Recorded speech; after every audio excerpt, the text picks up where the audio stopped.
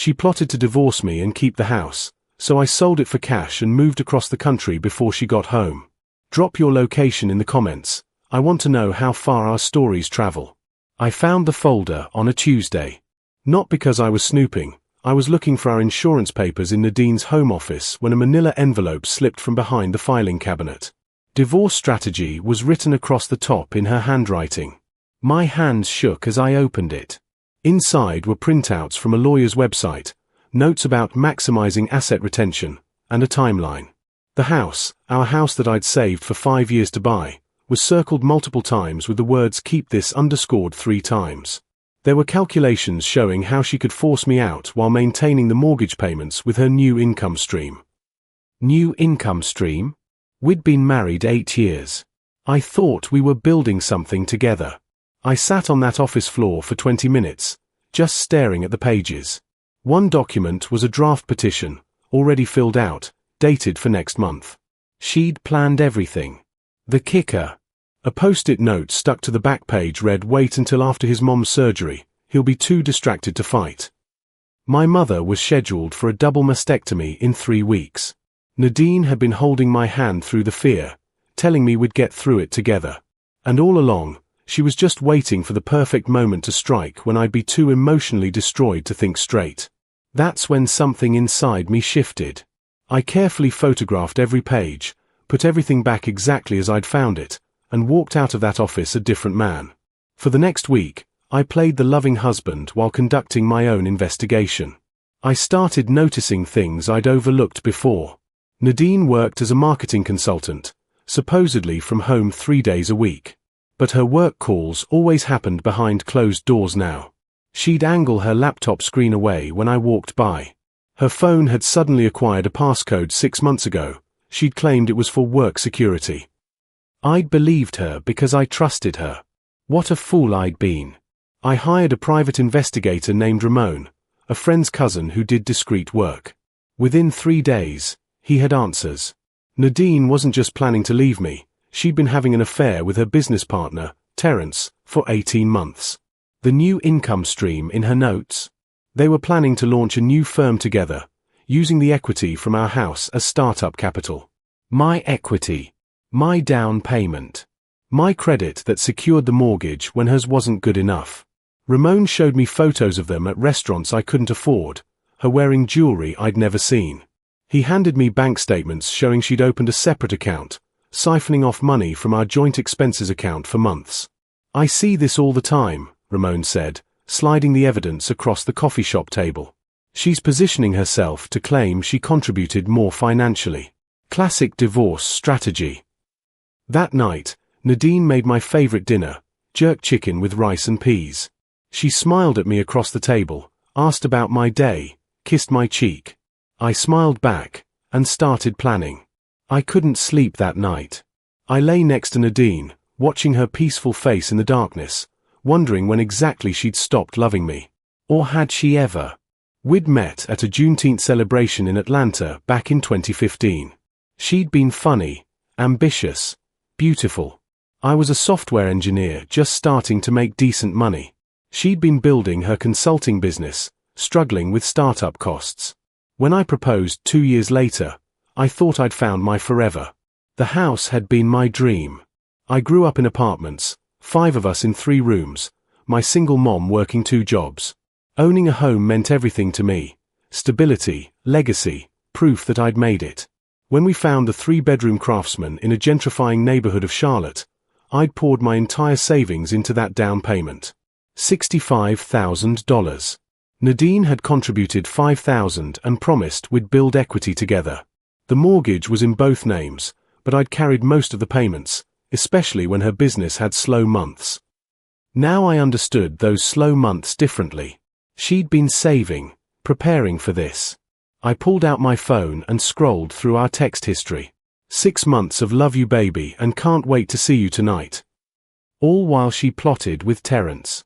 All while she circled my house in red ink. I got up at 3 a.m. and stood in the living room I'd painted myself, looking at the mantel where our wedding photo Saturday. I picked it up, studied her smile. Then I set it face down and made a decision. The next morning, I called in sick to work and drove 2 hours to see my uncle Raymond in Durham. Raymond was a real estate investor who'd built a small empire buying and flipping properties. More importantly, he understood how to move fast when necessary. I showed him everything: the folder, the PI report, the bank statements. His jaw tightened as he read, especially at the part about my mother's surgery. "That's cold-blooded, nephew," he said finally, leaning back in his leather chair. "But you've got options. The house is in both names, right? And you're current on the mortgage." I nodded. "Here's the thing, legally, you can't sell without her signature. But there are creative solutions. How attached are you to that property?" "I was attached to my marriage too," I said. "Look how that turned out." Raymond made 3 phone calls while I sat there. By the time I left his office, I had names of a forensic accountant, a sharp divorce attorney named Patricia Webb, and most importantly, a real estate investor who specialized in quick cash purchases. This investor, Devon, has bought properties in complicated situations before, Raymond explained. He can't give you full market value, but he can close in 2 weeks if you're serious. And he's got lawyers who know how to work around difficult spouses. I drove home with a plan forming. Nadine's timeline had her filing next month, right after Mom's surgery when I'd be vulnerable. But she'd made one crucial mistake. She'd underestimated me. She'd assumed I'd play the victim, roll over, let her take everything I'd worked for. She'd assumed wrong. Patricia Webb's office was in uptown Charlotte, all glass and steel. She was a black woman in her 50s with silver locks and eyes that missed nothing. I laid out everything: the affair, the planning, the bank account, the folder. She listened without interrupting, taking notes on her iPad. When I finished, she looked up with something like approval. "Mr. Daniels, I've been practicing family law for 23 years. This is one of the more calculated cases I've seen. Your wife made several mistakes, though. First, documenting her strategy was stupid. Second, the financial infidelity gives us leverage. Third, and this is important, the house is marital property. Even with your larger down payment, she has rights to it." She paused. "However, those rights assume a normal divorce proceeding. You're thinking about something else, aren't you?" I explained Raymond's suggestion. Patricia's expression didn't change. "I can't officially advise you to do anything that would circumvent normal legal proceedings. However, I can tell you that if you were to liquidate marital assets quickly, before a petition is filed, and put the proceeds in a protected account, you'd have significant leverage in any subsequent divorce. You'd also need to be prepared for the consequences. She'll come after you hard." "Let her," I said. "I've got 8 years of being the good husband in the bank. I'm done being good." Patricia smiled then, just slightly. "I'll need a $15,000 retainer. And Mr. Daniels? Document everything from this point forward. Every conversation, every transaction, every breath." I wrote the check right there. For the first time in weeks, I felt powerful. Devon, the real estate investor, was younger than I expected, maybe 35, with locks and a sharp suit. We met at the house while Nadine was supposedly at a client meeting. Devon walked through slowly, assessing everything with practiced eyes. The kitchen I'd renovated. The bathroom I'd retiled. The deck I'd built with my own hands last summer. Nadine bringing me lemonade and kissing my sweaty forehead. "Market value's probably $340, maybe $350, Devon said in the backyard. "But you need speed and discretion, which costs you. I can do $270, all cash, close in 12 days. That's assuming you can get her signature." He looked at me directly. "Can you get her signature, Ramon?" "I can get it," I said, though I didn't know how yet. "What about the mortgage payoff?" "We handle that at closing. Remaining balance goes to you, minus my commission and fees. You'd walk away with about $90,000 after everything's settled. Almost 30 grand less than market value, but liquid cash and freedom." "Deal," I said. That evening, Nadine came home with takeout from our favorite Thai place. "Thought we could have a nice dinner," she said, kissing me. I smelled cologne that wasn't mine. Terrence's cologne. The forensic accountant had already found their apartment lease, signed 3 months ago, move-in date scheduled for 6 weeks from now. They'd been planning their future in detail while I'd been planning what color to paint the guest room. Baby, I've been thinking, I said over pad thai. We should talk about our financial future. Estate planning, investments, that kind of thing. I watched her face carefully. She looked interested but cautious. I mean, we're not getting any younger. We should protect what we've built together. The irony of those words hung between us, though only I heard it. I spent the next 3 days being the perfect husband. I brought Nadine coffee in bed. I asked about her day, her work, her dreams. I suggested we take a vacation, maybe after your big project wraps up.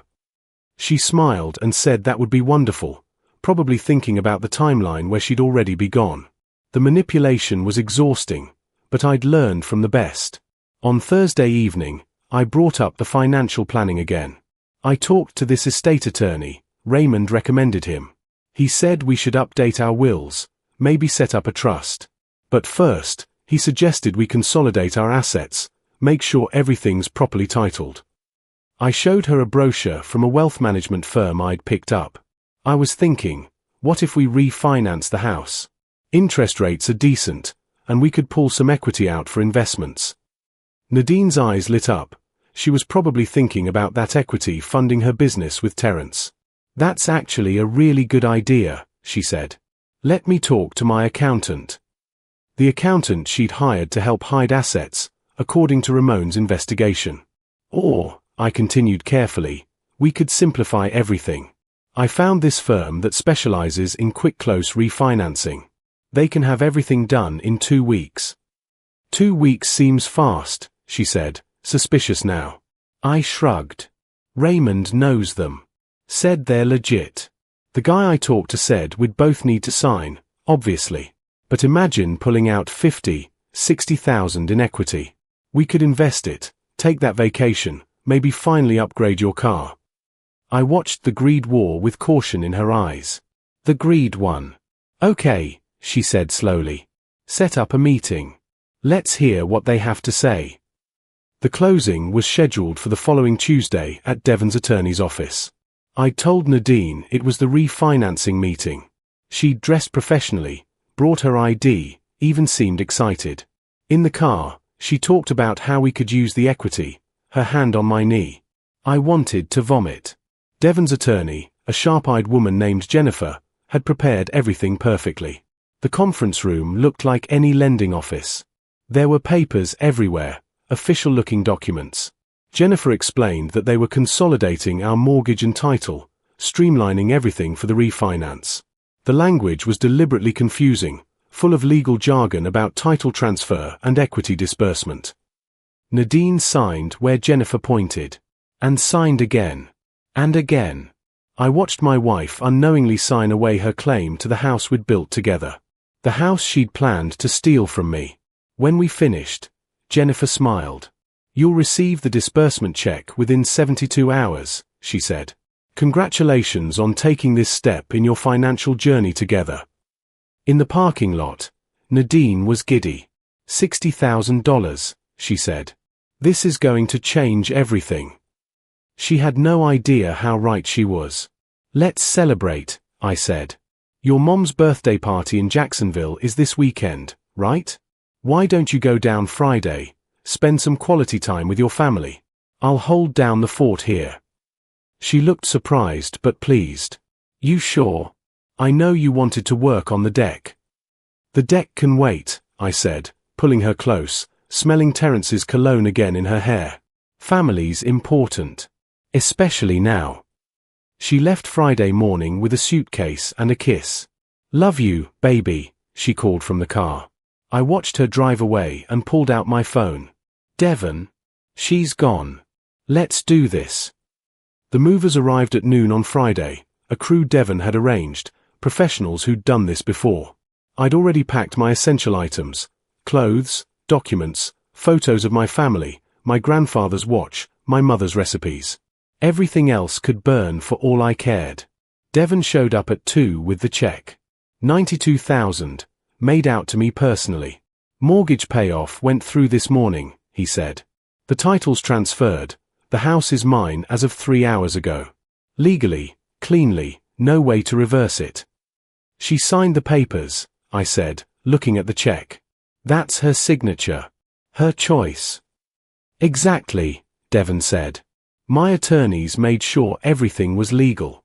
She wasn't coerced. She wasn't incompetent. She signed over her marital interest in the property. The fact that she didn't read what she was signing isn't fraud, it's negligence. By 6 p.m., the house was empty except for Nadine's belongings. I'd left everything of hers, clothes, jewelry, the expensive laptop I'd bought her last Christmas. On the kitchen counter, I arranged the evidence like a museum exhibit. Copies of her divorce folder. The PI photos of her with Terence. Bank statements showing her secret account. The lease for their apartment. And in the center, a note on our wedding stationery. Dear Nadine, you were right about one thing. Timing is everything. While you were planning to divorce me after Mom's surgery and take this house, I was planning something too. The house is sold. Closed on Tuesday, remember? Those papers you signed weren't refinancing documents. They were sale and title transfer papers. The house is gone, the equity is gone, and so am I. Everything here belongs to you. The furniture, your clothes, your lies. I kept the truth and my dignity. Good luck with Terence and your new business. Hope my money, our equity, works out for you. Ramon. I locked the door, dropped the keys in the mailbox, and drove away. The storage unit with my things was already arranged. My flight to Seattle left at midnight. I'd accepted a job offer from a tech company there 3 days ago, a position I'd been casually interviewing for months before I'd found the folder. Funny how things work out. My phone started ringing Sunday afternoon. I was in a hotel in Seattle, looking at apartments online, when Nadine's name lit up the screen. I'd blocked her number from leaving voicemails, but I could see the calls coming in. 18 calls in 20 minutes. Then text started coming through from a number I didn't recognize, probably Terence's phone. Ramon, what the hell did you do? The house is sold. How could you sell our house? This is illegal, I'm calling the police. Call me now, you can't do this, I'm going to sue you for everything. How could you do this to me? After everything I've done for you. I screenshotted every message. Patricia had warned me this would happen. She'll feel betrayed, Patricia had said. The irony won't occur to her immediately. Let her rage. Don't respond. At 11 p.m., my mother called. Baby, what's going on? Nadine's mother called me saying you abandoned Nadine and stole her house. I could hear the confusion in Mom's voice.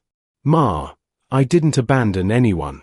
I left a cheating wife who was planning to divorce me right after your surgery, so I'd be too distracted to fight for what's mine. She wanted the house. She can have it. I sold it out from under both of us. There was silence. Then, she was planning to divorce you during my surgery. Mom's voice went cold. That girl sat in my living room and held my hand and told me how much she loved you. Yeah, Ma. That's who she is. Another silence. Good riddance then. And baby, I'm proud of you. Your father would have done the same thing. That made me cry, there in that Seattle hotel room. Dad had died when I was 15. He'd taught me to stand up for myself, to never let anyone make me small. Thanks, Ma. I love you. Patricia called Monday morning. Your wife's attorney contacted me. They're threatening legal action for fraud, theft, emotional distress, and about 6 other things. They want the money from the sale and damages. I could hear amusement in her voice. How worried should I be? I asked, watching the Seattle rain through my hotel window. Not very. I've reviewed all the documents Devon's attorney provided. Everything was legal. She signed the papers. She had the opportunity to read them and chose not to. That's on her.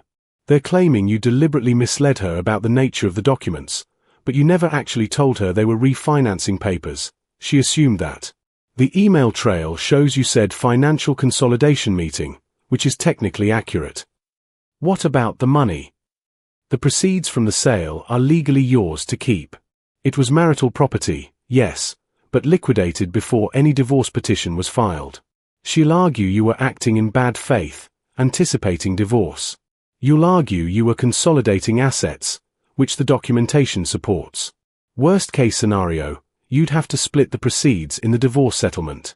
Best case, you keep everything and she gets nothing. What's the middle case?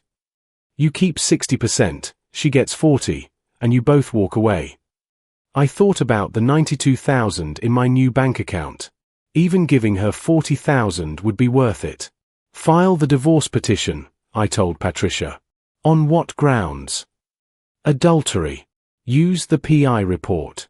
And Patricia. Make it hurt. She laughed. With pleasure, Mr. Daniels. By the way, you should know, her business partner Terence? He's married too. His wife might be interested in these photos. I hadn't even considered that. Do what you think is best. I always do, Patricia said, and hung up. I sat there in the hotel room, watching Seattle wake up, and smiled. The divorce papers were served to Nadine on Wednesday at her mother's house in Jacksonville.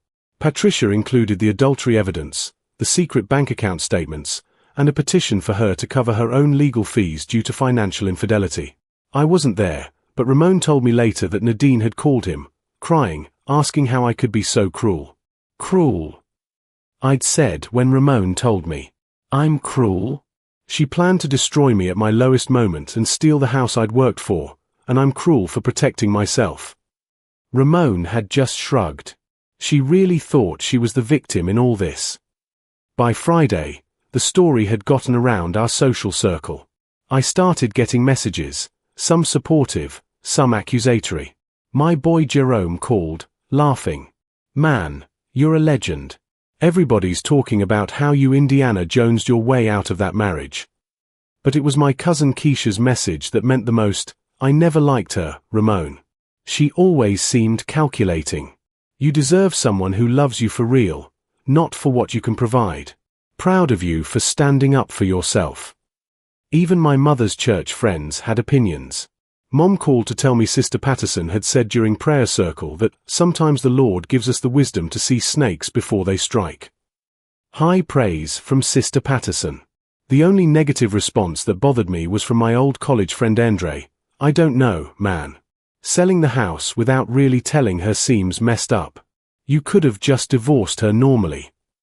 I typed and deleted about 5 responses before settling on, she literally had a timeline to divorce me while my mom was dying. Read the room, Andre. He never responded. Some people would never understand.